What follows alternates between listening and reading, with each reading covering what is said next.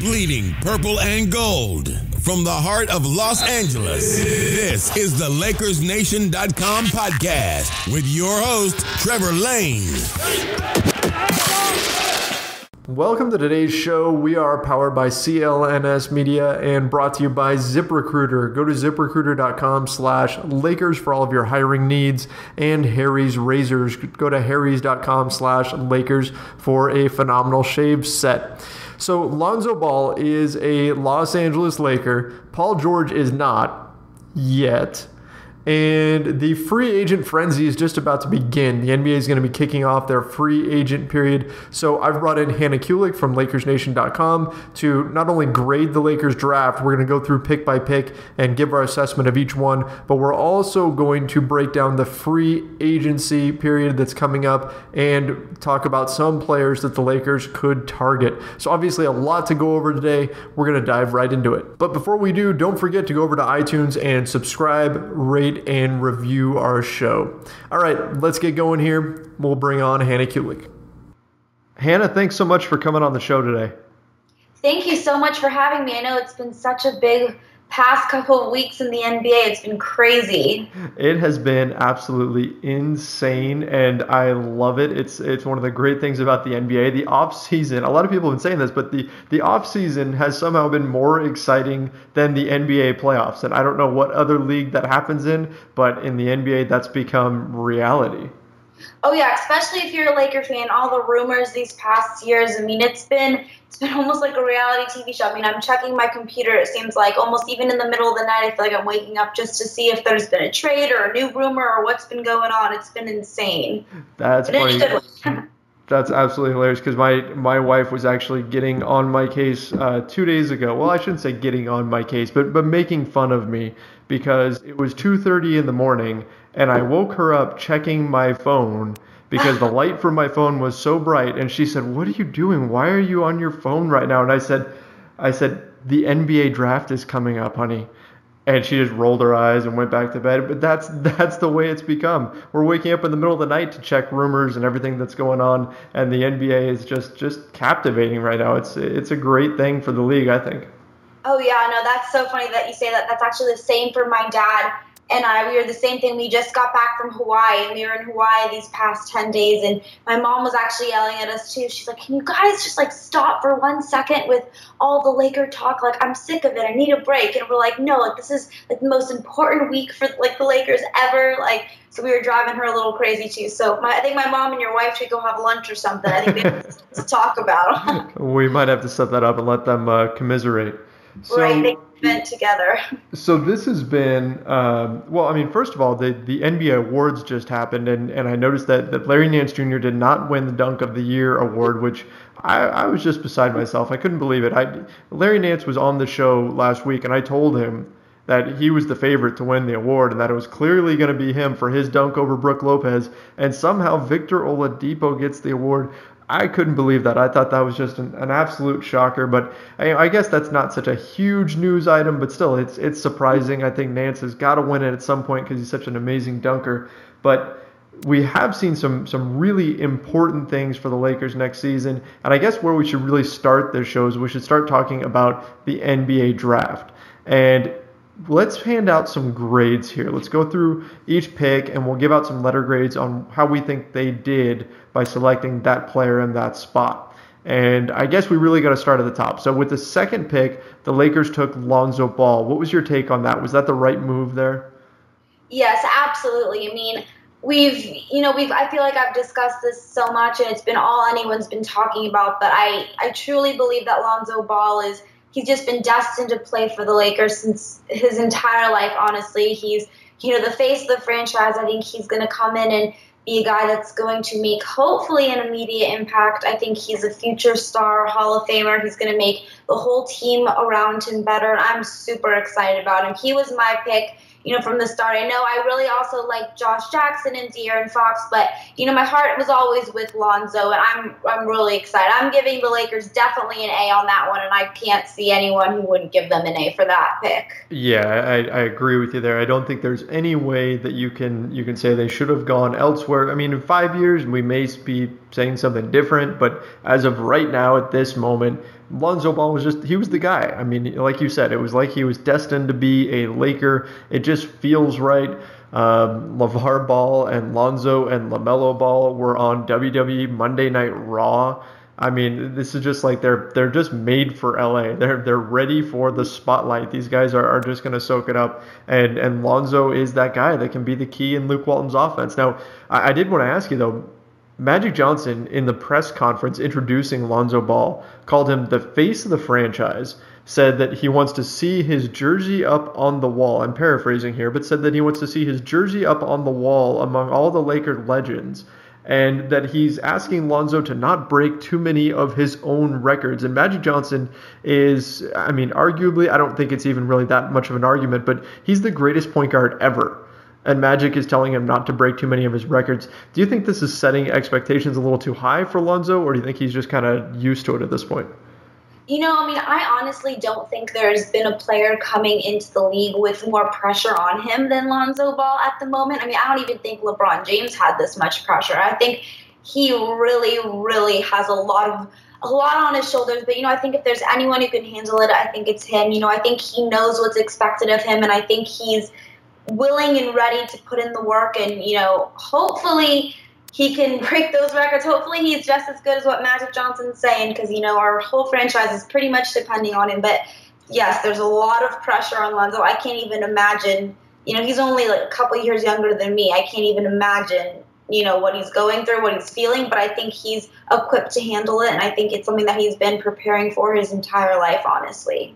Yeah, this guy's dad, I mean, LeVar, he's had him in the spotlight for some time. I mean, even back before he hit college, when he was in high school at Chino Hills, I mean, they were already making headlines. So if anybody can handle it, Lonzo can. I mean, you see the way he handles interviews and things like that. He does a really, really great job at just sticking to the point, focusing, and it's going to be interesting. There's going to be bumps in the road, I think, but still, really interesting player, and the Lakers really believe in him. So, you got to be excited about a pick like that. Now, moving forward, obviously I got to agree with the A grade for Lonzo Ball, but the next pick that they had is actually the one that I've seen the most backlash for online, the most people that don't really agree with their selection here. And this is with the pick that they actually got in the D'Angelo Russell trade. They sent D'Angelo Russell and Timofey Mozgov to the Brooklyn Nets in exchange for Brook Lopez and the 27th overall pick. So before we even get into the pick, did you like that trade? Yeah, I was totally fine with it, mainly for the pure fact that it got rid of Mozgov's huge contract. I mean, that was just mind-boggling from the start. And, we got a player like Brook Lopez, who's a really good guy. I think he's, great offensively, great defensively. He's able to stretch the floor, and I think he's going to be a really good addition to this Lakers team.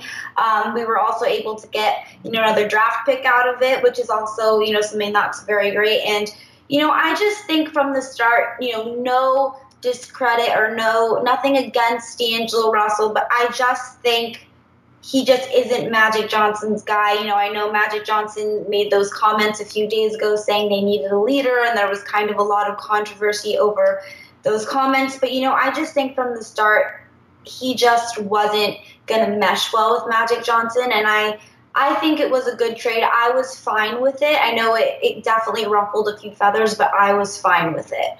Yeah, it does free up quite a bit of cap space for 2018, which the Lakers are confident that they're going to be able to land an impact player that summer. Personally, I thought they lowered D'Angelo's value quite a bit by attaching him to Mozgov, but apparently they couldn't get a first-round pick for him. They were trying to, Ramona Shelburne of ESPN reported that they were trying to actually get a first-round pick, or lottery pick for D'Angelo Russell, and they couldn't.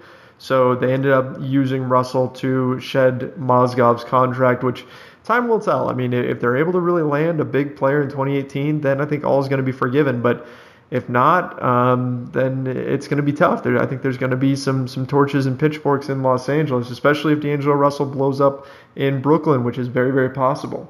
Now, that 27th pick that they got in the trade, they ended up using it on Utah's Kyle Kuzma.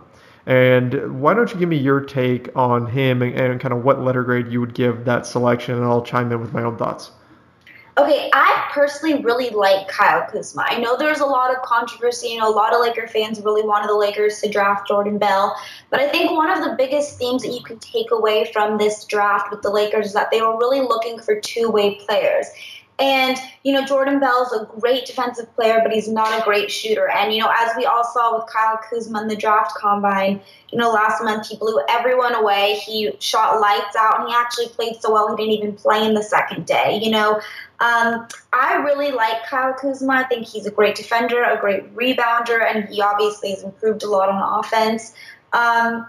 The only thing with him is that they already have Randall and Nance and Black playing that power forward position, but I think that there's going to probably be a trade. I think Kyle Kuzma might see some time down in the G League, but overall, I like him. I was pretty happy with that pick. I'm going to give it a B+. Okay, so I think the place where people start to get a little down on this pick is not necessarily with Kyle Kuzma himself, because as you said, he's a solid two-way player. I mean, he doesn't block a lot of shots or anything like that.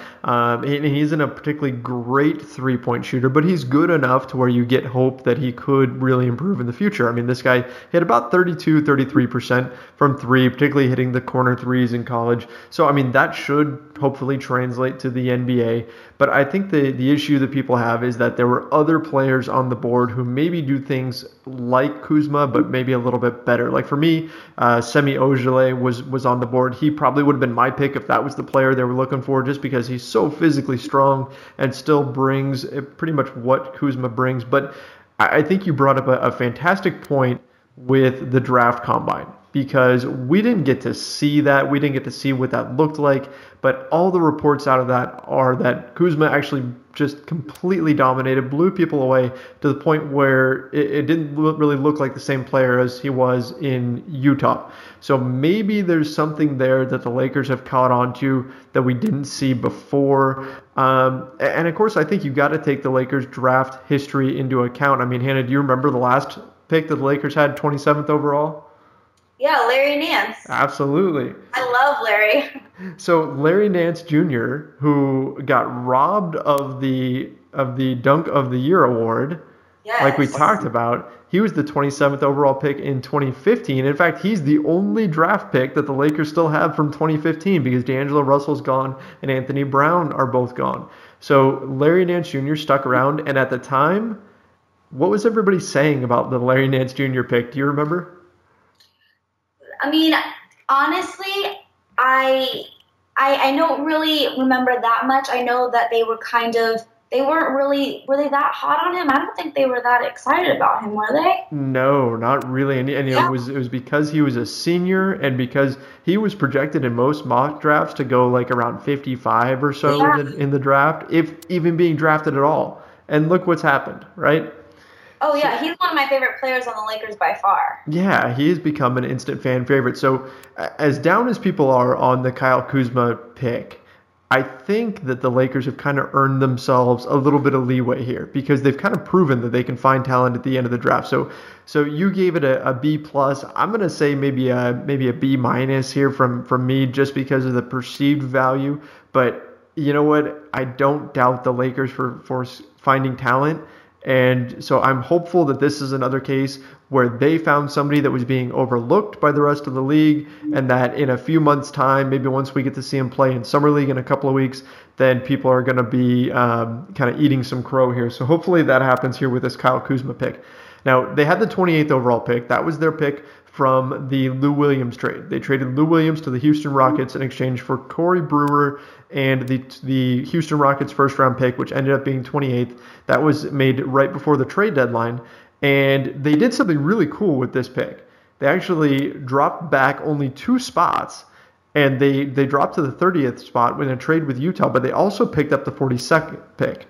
So they ended up at 30, and with the 30th overall pick, they picked up Josh Hart of Villanova. I'm excited about this pick. I think that was a home run selection right there. What's your take on it, Hannah?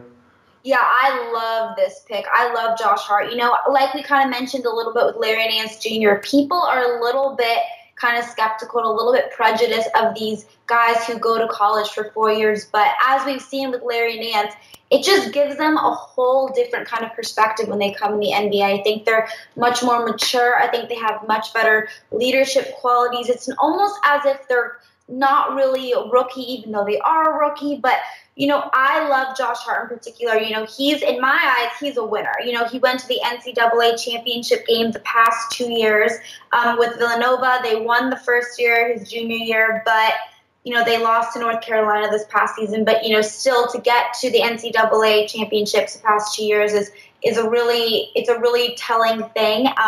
He's very smart. He's a very tough two-way player. He's great on defense, but he's also a great shooter. He was also Big East Player of the Year, Defensive Player of the Year, and first-team All-American. So I love this guy. I think he's going to be a really solid NBA player, and I think he's going to really make a big contribution to this Laker team. Yeah, I agree. I share your enthusiasm here. He's not like a superstar, right? He's not the kind of guy that's going to come in and just break out and suddenly become this transformative star or anything like that. He's not like Nikola Jokic, where you're going to find him in the second round and then find out that you struck absolute gold and you found a true star or anything like that. But this is the type of solid player that the Lakers need. And as you mentioned, this guy is a senior, and even though seniors get discounted in the NBA draft, on a team this young, you kind of need these guys that are coming in as rookies, but older rookies. They've got a little bit more life experience. Like Nance said last week on the show, he said, I wouldn't have made it into the NBA if I came out after my first year. I didn't have the skills. I wasn't ready physically or mentally to be an NBA player. So this is a guy who's going to come in and be ready to contribute. He's been part of a winning program, and I think he's absolutely the type of guy that you want around this rebuilding team. I'm really excited about this. I would give that pick an A. Would you agree with that? I'd give it an A-, A-, but I'm really hot on this guy. I like him a lot. Okay, so they picked Josh Hart with that 30th overall pick, and then they move on, and I was kind of on pins and needles waiting to see what they would do with this 42nd pick, because there were some players that were dropping, some weren't. I was kind of keeping my fingers crossed and hoping that Jawan Evans from Oklahoma would still be around, but he wasn't. They ended up going with a big guy. They went with Thomas Bryant, out of Indiana.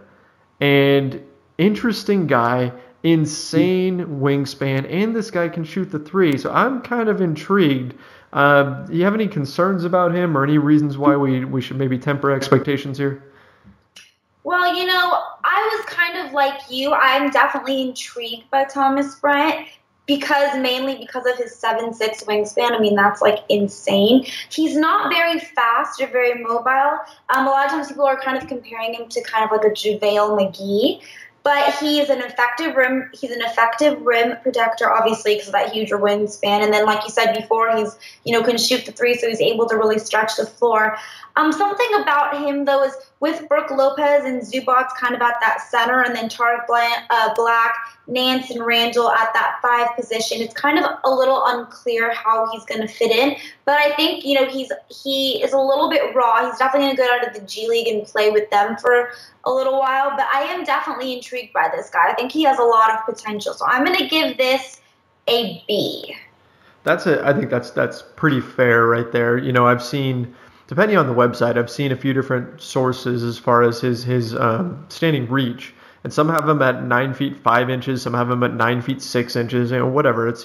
He can reach really high. I mean, this guy can practically touch the rim without jumping. So there's something right there. Plus, he can actually shoot the three. It's a little funny looking. He's so tall, and the ball leaves his hands from so high up there because he can reach so high that it looks a little strange when you're watching it. But he can hit them. So intriguing prospect. I agree with you. I think he's going to spend some time in the G League, maybe even a 2-way contract candidate. We'll have to wait and see kind of what goes on there. But interesting guy, and interesting that the Lakers have targeted another big who can step out and shoot from the perimeter. So you've got now Brook Lopez on this team, Kyle Kuzma, who can shoot the three. You've got Thomas Bryant, who can do it, and Larry Nance Jr. has told us that he is working on his three-pointer. So we know that being able to space the floor is going to be important for the Lakers. So that does give us some kind of insight into what they're planning for the future. Obviously, they're looking to get some more floor spacing.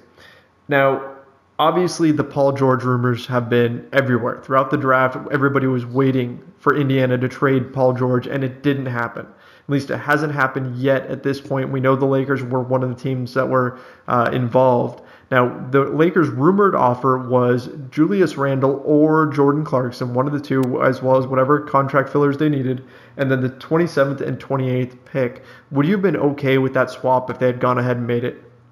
Yes, I would have been totally fine with Jordan Clarkson or Julius Randle and then those two picks. I'm not okay with both of them leaving, but I think that if we are going to get Paul George, unfortunately, I feel like that's what's going to have to happen.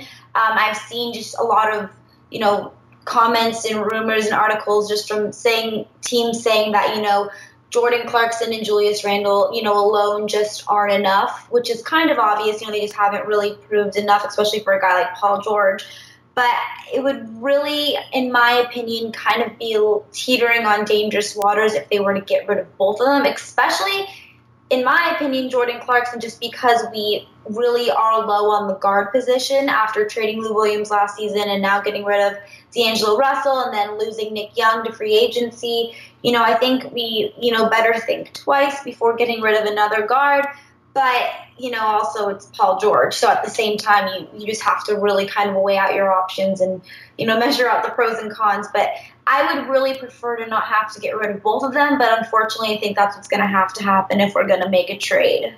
Right. Yeah, I'd agree. And I would say that the fact that the deal hasn't happened or didn't happen before the draft, I think that's a sign that it's probably not going to happen with the Lakers because, unless they want to toss in Lonzo Ball or Brandon Ingram, which they're not going to do, the Lakers don't really have any bigger trade assets than Jordan Clarkson and Julius Randle. And if Indiana isn't really interested in them, then, there's not a whole lot they can do at this point besides just wait for him to become a free agent next summer, which isn't necessarily a terrible thing.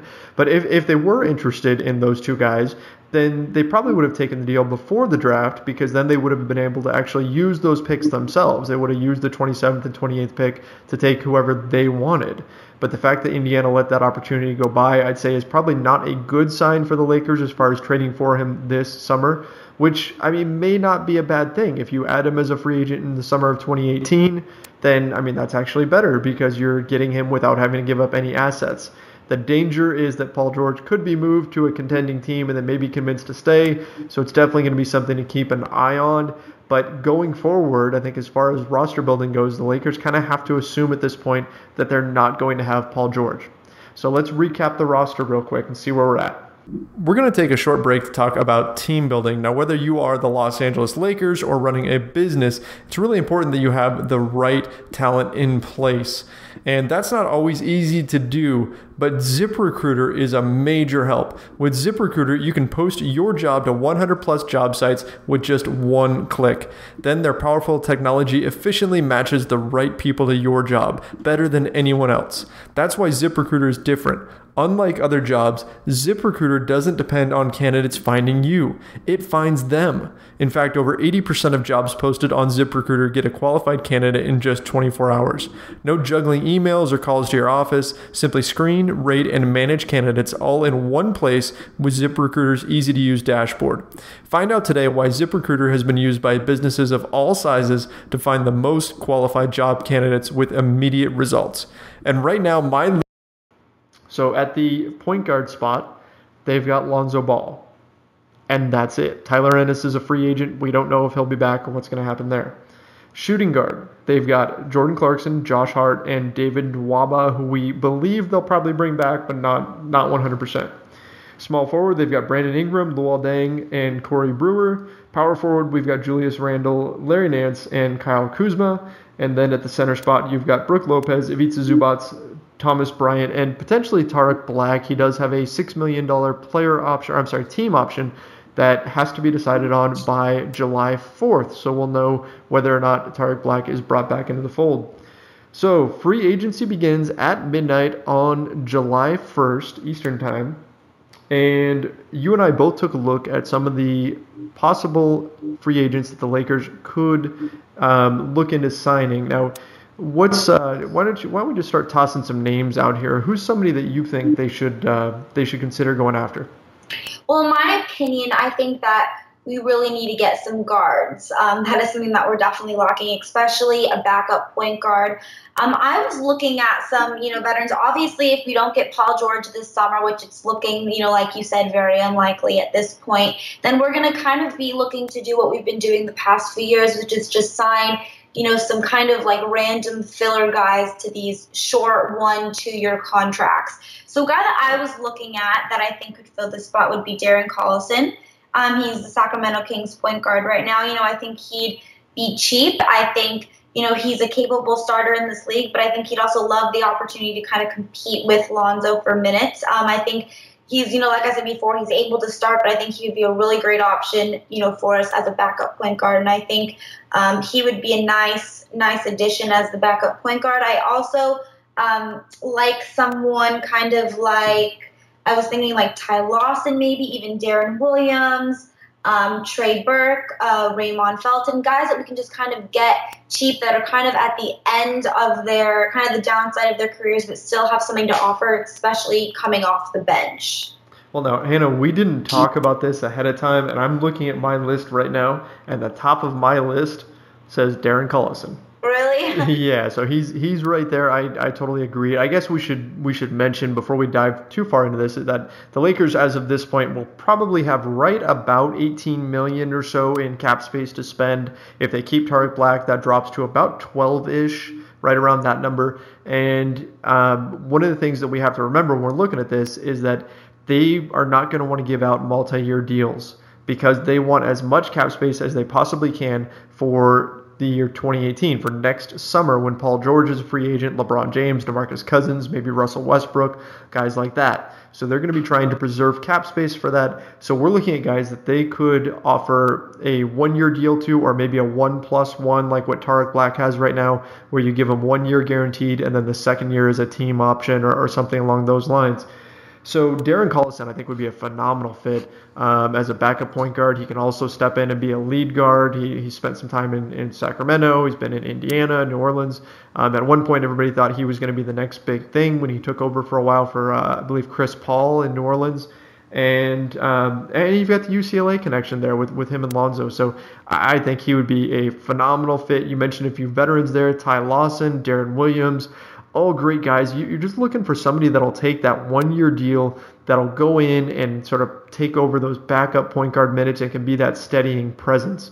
And so yeah, I think you have some great recommendations there. Let me throw a name at you right now, Hannah. There's everybody's been talking about Drew Holiday, and Drew Holiday is phenomenal. The Lakers can't sign him. He's going to want more than 1 year on his contract. But what about Justin Holiday, his brother? What do you think about him?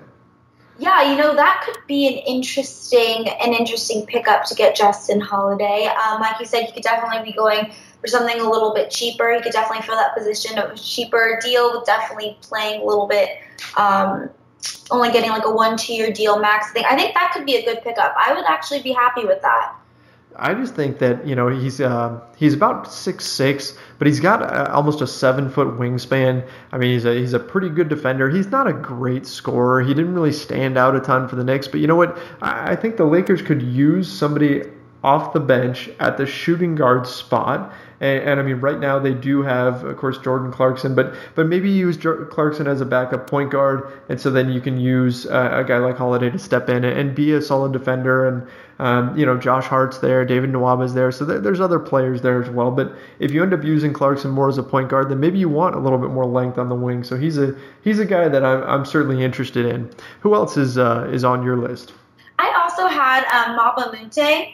He is right now with the Clippers, and I thought he would be a pretty good addition. Obviously, he's a small forward, which, Dang is kind of unreliable at the moment, and Ingram still has a lot of learning to do, and, Maba Mute is, a veteran. He's only making right now, I think, $2.2 million, it says, and he had his best year last year shooting threes, so that's obviously would tie in with the Lakers theme right now of helping to stretch the floor. He's also a really good defensive player, and so that would be, I think, something that would really help his, shooting, and his defensive ability would definitely tie into this theme that the Lakers are obviously going for in the summer. And also, he's playing at the Clippers, so it'd be really easy to kind of just, switch teams, but stay in the same stay in the same home, you know? Another great suggestion. He's on my list too. I think that he'd be a great fit. I mean, you're right that the Lakers already kind of have those wings. They've got Corey Brewer, they've got Brandon Ingram. Luol Deng, I think he needs to spend most of his minutes at the 4, but maybe he can play a little bit of 3. But yeah, Mbah Mute's got that defensive skill. He's got that lockdown defender ability in him, and you're right, he is hitting threes at a higher percentage. So I mean, he'd be an interesting guy. He's got a player option for next year, but he's probably going to turn that down. Now, if he's looking for more than 1 year, then I guess you kind of have to let him slide away. But yeah, he'd be at least somebody to explore. Another guy is actually one of the Lakers' own free agents that I thought had a great season last year, completely resurrected his career. And that's Nick Young. What do you think about just giving Nick Young a solid raise for 1 year? Like he turned down a $5 million player option. What if they threw like $8 million at him for 1 year? Do you think that would be a smart move, or is it just time to part with Swaggy P? If it's just for 1 year, I don't really have, a huge problem with it. Definitely if he wants more than 1 year, though, I'm not going to give him $8 million. But if it's just a 1 year deal and, we don't get Paul George, we don't get any max player or anything like that this free agency, then I don't really have a problem with it, honestly. I mean, he's Swaggy P, the fans love him, he's got a big personality, he's entertaining, and, I wouldn't have a big problem with it, only if it's a 1 year deal. But if it's more than that, then I think it's time to part ways with him. Yeah, and he mentioned that he's looking to move to a contender and everything, so I don't see that happening, but I just find his story to be so incredible. I mean, he was on the verge of being cut last summer, and then he plays his way into the starting lineup, completely turns around his career. Now he's in line for a big payday, and if the stars align and he finds his way back, if they can get him on a 1 year deal, I mean, at this point, I can't even believe I'm saying this after where we were last year, but I think I'd be okay with him coming in for another season as long as it's a 1 year deal. Another guy that I was kind of looking at that actually just became a free agent from the Brooklyn Nets, KJ McDaniels. Rangy small forward. Again, I know we don't really need a small forward that badly, but interesting guy that I've had my eye on for quite a while. What's your take on him? Do you think he'd fit in, or is it just too many wings to add a guy like him? I think that we really need to add some guards. I think, like you said, we are kind of filled at that small forward position right now. So he'd be a fine pickup. I wouldn't, necessarily be, mad about it or anything like that. But I think that we should really try to focus more on getting guards, especially backup point guard, just because we are, definitely in dire need of that, especially if, something happens to Jordan Clarkson. God forbid, unless we get him for Paul George, then I'd be fine with that. But I think that we need to really focus on the guard position.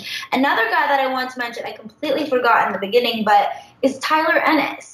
He was a guy that he played very well for the Lakers last year. He did. And, he's only 22. He's cheap, and I think he would get the job done. I think he would be able to sign. He's still kind of trying to prove himself in this league. I think we could sign him for a 1-2 year deal for very cheap. And I thought he played really nicely for the Lakers. So he was another guy that I forgot. He was on my list, and I wanted to make sure that I mentioned him because I think he would be a nice addition if we got him. Yeah, he's actually sitting on my list too. He's I wasn't expecting much from him coming into last season when the Lakers acquired him via trade from the Houston Rockets, and he really turned some heads. There were people who were really fretting over how well he was playing actually, because he kind of destroyed the Lakers tank. I mean, the Lakers dropped back in the draft partially because of how well Tyler Ennis was playing, and it all turned out okay because they jumped up to the 2nd overall pick. But yeah, there were people who were saying that Tyler Ennis was playing too well because he was causing them to win games. I mean, he was ridiculously hot when the Lakers beat the San Antonio Spurs there towards the end of the season. So he's definitely an interesting guy to look at. Now, one issue is that because his qualifying offer was actually declined off of his rookie contract, I believe the Lakers are limited on how much they can offer him. And I want to say it's only, don't quote me here, I could be wrong, but I want to say they can only offer him something like $3.5 million or something like that. So if he finds a better offer elsewhere, the Lakers won't be able to really match it, and he's surely gonna go for the bigger money offer because he hasn't had a big contract just yet. So definitely something to keep an eye on. But if teams end up bypassing him, which is possible, I mean, the point guard market is fairly saturated. I mean, most teams have the guards that they want at this point. then who knows? Maybe they end up being able to hang on to him. Were there any bigs or anything that you were looking at, or did you stick primarily with guards? I kind of stuck primarily with guards just because I think that's the biggest shoe that we need to fill. I also just thought a lot of the bigs that are available are just going to be, too cost effective and want, bigger, more long-term contracts that we're just not really willing to offer at this point. So I kind of just stuck with mostly guards, honestly. Yeah, that makes the most sense. I mean, there are some guys out there. Ersan Ilyasova, in theory, is a good fit. Of course, there's people who would say, oh, chase after Blake Griffin, go for somebody like that. Some other players are available in this year's free agency. Of course, Kevin Durant, Stephen Curry, and Gordon Hayward and all that. But realistically, the Lakers just aren't shopping for those guys this year. So that's why we're not discussing these big names right now, because this isn't the summer for the Lakers to land those big names. This is the summer for the Lakers to land some smart guys that aren't going to cost them a lot, that can just kind of help in the building process, maybe help them win a few games here and there, but aren't going to be real difference makers. These are guys who are just going to be good teammates and going to continue the team on in the right direction. That's kind of the goal right now. Next summer, when the Lakers don't have a first-round pick, that's when they're really going to go crazy in free agency. They're going to be chasing Paul George and LeBron and all these guys. So I think we've come up with some pretty good names here. Another guy that I'm interested in that I think is going to cost a little too much is CJ Miles. I think he'd be a decent swingman to add. I don't know what your take was on him, or if you had anybody else on your list of guys to go after. Yeah, I had a few other guys. I had guys like, Patty Mills, Tim Hardaway Jr. Mm-hmm. I even saw, Dion Waiters. But I just think, again, they're just going to be too cost effective, and they're not going to want to, sign 1-year deals. So it's just not going to make sense. This year, like you said before, we just got to kind of focus on getting those good kind of filler veterans that are going to help us, win a few games and contribute, but aren't going to really make, any big waves or anything like that. But, 2018, 2019, that's going to be our season. So before we wrap things up here, Tariq Black has a $6 million team option. The Lakers can bring him back for $6 million. What do you think? Should they do it, or should they let him go and hang on to that cap space? I really like Tariq Black. He's one of my, I don't want to say, actually I'll say it. He's one of my favorite players on the team. I really like his work ethic. Whenever he's gotten, some quality minutes consistently, he's really shown that he can play really well. And, I think if we have that space and we don't, we don't sign anyone and we have the availability, then I would definitely offer him, another contract. Maybe not a long-term one. I'd see if he could do, a couple years or a year. But I like Tariq Black, and, him and Luke Walton have a really great relationship. So I'm not opposed to it at all.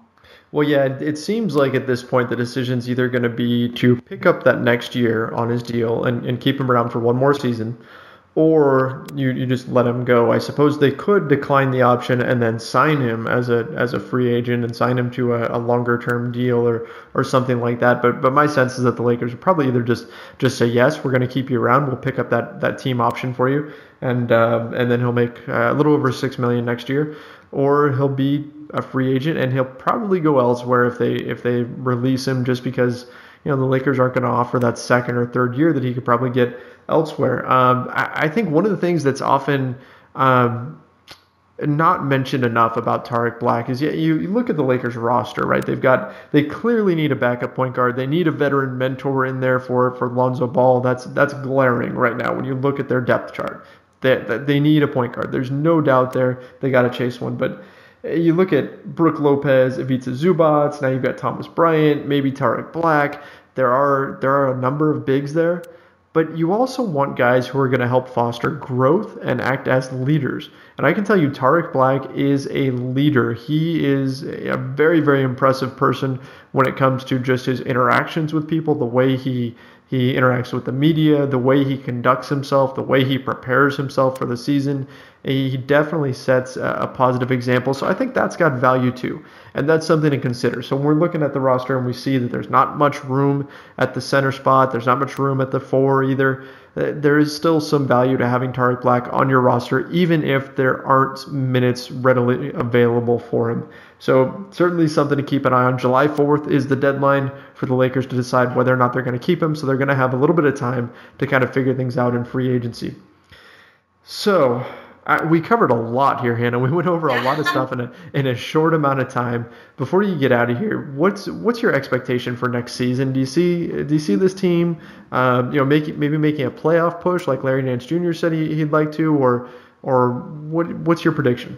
I always want to see them, at least try and at least give it their best effort. I don't want to go into this season, which, we're not, because we don't have a high draft pick. So, but I don't ever like to start the season, with the mentality of kind of tanking or just floating by. I want them to go into every game like it's a championship game and, play their hardest. And I want them to try to improve as a team. And I think they will. And I think it's definitely going to help with a guy like Lonzo in there. He's definitely going to, help guys and get them better. And like we said, he's a great leader. A guy like even bringing in Josh Hart, he's got some great leadership skills as well to go along with some of our other guys who obviously, like you said, Tariq Black, Larry Nance, who are also very good leaders. I just want them to go out there, play as hard as they can, really give it their all. And I want them to try to make that playoff push. Why not? I mean, it may seem a little, far out of reach, but you know what? Why not? You never know. Absolutely. I mean, every team at this point can be optimistic because everyone's record is 0 for 0, right? I mean, nobody has any wins or losses on the books. Everything is resetting. So, I mean, why not shoot for the playoffs and then we'll see what happens. Now, Hannah, you write.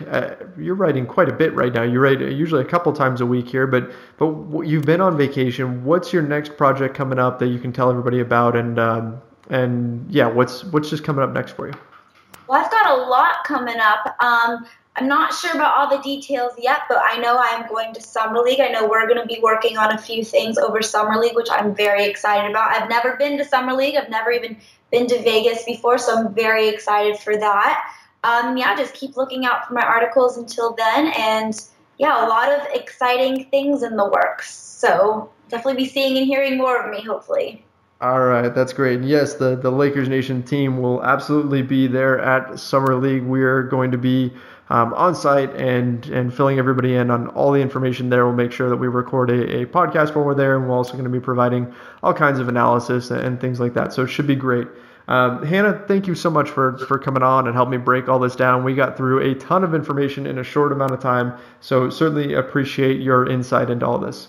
Of course. Thank you so much for having me. I always have so much fun on this podcast. And like you said, we covered a lot, but a lot happened, so it was needed. Absolutely. It's been a wild summer, and things are going to get interesting when free agency starts on July 1st. I know I'm going to be up late getting ready for all the news to come rolling in as far as who got signed. And hopefully we don't have a lot of Lakers news because I think they're going to be sitting on the sidelines and kind of playing the waiting game there. But we'll see.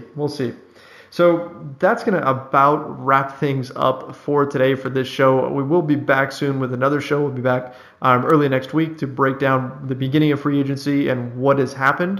In the meantime, you can find us on iTunes, TuneIn, Stitcher, the CLNS Media app, and of course at LakersNation.com. Don't forget to go to iTunes and rate, review, and subscribe to this show.